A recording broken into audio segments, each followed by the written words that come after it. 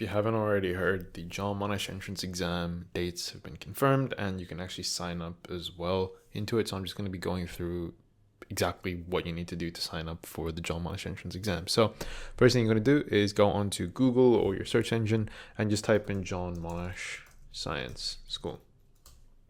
Hit enter. I'm just using Google here. Click jmss.vic.edu.au, go into here, and then all you have to do is when you get onto this website, go into admissions, student enrollment. Once you get into student enrollment, all you're going to do is you're just going to scroll until you see applications for 2026. You click on entry requirements, and then you can see the exact dates that the test will be happening for year 10 and year 11, as well as the actual links that are there. So the year 10 entry test is on the 14th of June, 2025, and the year 11 test is on 24th of May, 2025. So the year 11 test is a little bit earlier than the year 10 test. So make sure you're preparing. This gives you pretty much just 3 months to prepare, probably a little bit less when you see this video. So just keep that in mind. Anyway, when you are happy and have read all this information, all you need to do is go into the respective, respective section. So let's just say I want to do the year 10 application. Click on that. It opens up this cool little section here, and it says that the EDU test registration date closes from 23rd of May 2025, and the actual examination date for year 10 entry is in the 14th of June 2025. So keep in mind that it is statement on entry tests. You have to basically, or like pre-sign up. You can't just rock up to the exam venue and then sit the test. You have to already be registered in order to do it. The other thing as well is if you're someone that has any prolonged illness or disability of some kind, you are able to actually contact EDU test and organize special considerations and special arrangements with them. But it has to be like a genuine medical ailment or prolonged illness or some kind of disability. It has to be a recognized disability. You can't just be I'll be overseas over the course of the 14th of June, and so can I have my exam on a different date? No, can't do that. It has to be an actual medical recognized illness or ailment. When you're ready to sign up, click on this link and it opens up this in the same tab or the same page. If you don't want that to happen, all you need to do is you just need to click on it and then right click, open link in new tab. Okay, so that way you can kind of go back to this tab as well. Once you do this, it basically gives you all the information you need for the actual examination and stuff like that. So it says exam date is on 14th June 2025.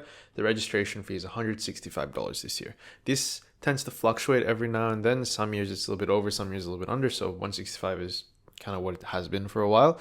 And the closing date is on 23rd of May. I'm pretty sure you have to pay this up front. You won't be able to actually register without paying.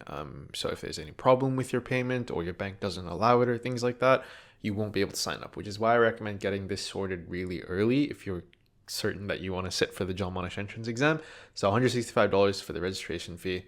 Do that and then you should be registered. If you wait too long and if you actually sign up after the 23rd of May or after the 24th of May, then you are subject to the late fee, which is basically 2 times what the registration fee is. You're paying double for the same exam just because you signed up a day late, right? So don't do that. Just sign up early, get it sorted, and keep in mind that the final day that you can actually sign up is 26th of May. So if you don't sign up by the 26th of May, you are just not able to actually sit the test at all. So just keep that in mind. When you're ready to do that, you click next and then you do all your login and stuff like that with there. If you haven't already made an EduTest account or parent login, then you have to register. Make sure that you're doing it with the parent contact email, not the student's contact email, because the parents need to access it and the parents are the ones that actually get the results and things like that. So just keep that in mind. I'm obviously not going to do the whole registration with you because there's no point in doing that.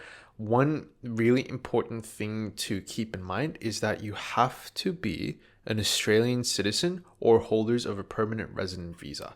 A lot of students kind of are interested in doing the test, but then they don't have permanent residency or they're temporary residents or they might not have Australian citizenship or something like that.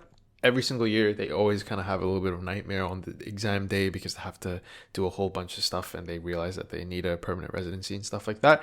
So just make sure that you do have a permanent residence, a PR visa, or you're an Australian citizen. If you're not sure, double check with the school and also the whatever the corresponding Australian government thing is. I don't really know too much about how to check it and stuff like that, but just make sure that you do check what your residency status is.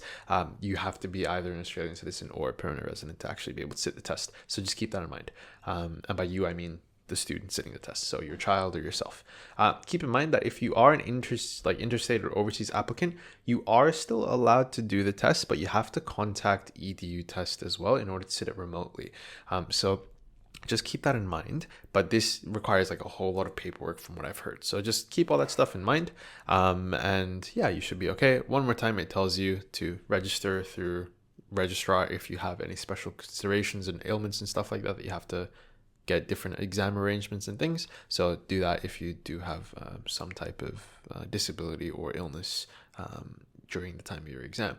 Anyway, that's really all I wanted to say. One more thing is I've also made a website. So if you type into Google www.vhunger.com.au, you get booted up into my website, and in it you can kind of see a little bit about myself. What I would recommend you do is actually go into shop and then buy some exam papers. I'm going to be slowly putting up more and more. So right now it's only a science reasoning test. By the time you see this video, there might be some more stuff in there.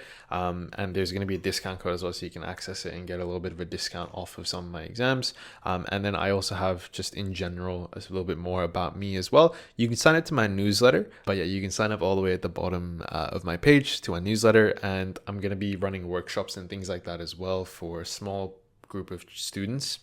So just keep that in mind.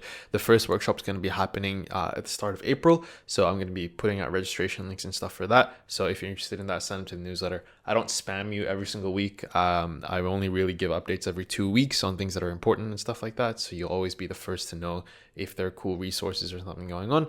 But yeah, I have a website. Check it out. Some pretty cool stuff. Every now and then I write something important in my blogs, but it's still very bare bones and I'm still organizing everything through there. So if you want to support me, or if you want to, I guess, get a little bit more of an understanding of who I am as a tutor or as a teacher, you can learn from there and then get some access to my resources as well that even my students use. So there's that. Plug over. Hopefully that's all good for everyone. Thank you for watching. You know the drill. Don't like, don't comment, don't sub. Log off and do something else now. See ya.